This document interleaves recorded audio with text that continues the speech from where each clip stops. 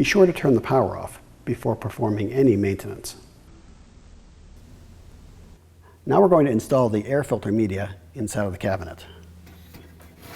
I like to drag the frame back out a little bit just so I can get better access to the rails. You'll notice on the filter media printed on it is an arrow. That arrow is the direction of airflow. It should always point towards the furnace. That's the direction that the air is going through this way. So we'll start at the bottom. Line the female rail up with the male rail. Get it on the track there.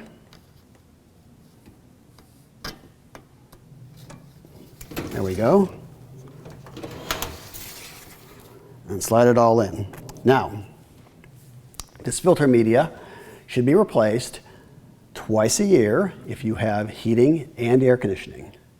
If you only have heating or only have cooling, then the filter media doesn't really need to be replaced twice a year. Once a year is fine, unless you have cats or dogs running around that lose a lot of hair. Now we'll put the door back on.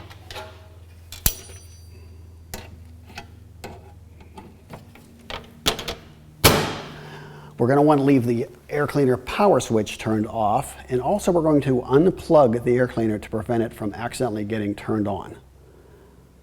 Now the only thing left is to turn the power on to the furnace, and you're done. I'm your host, Jay. Thank you for watching. For additional help or questions, please feel free to contact us.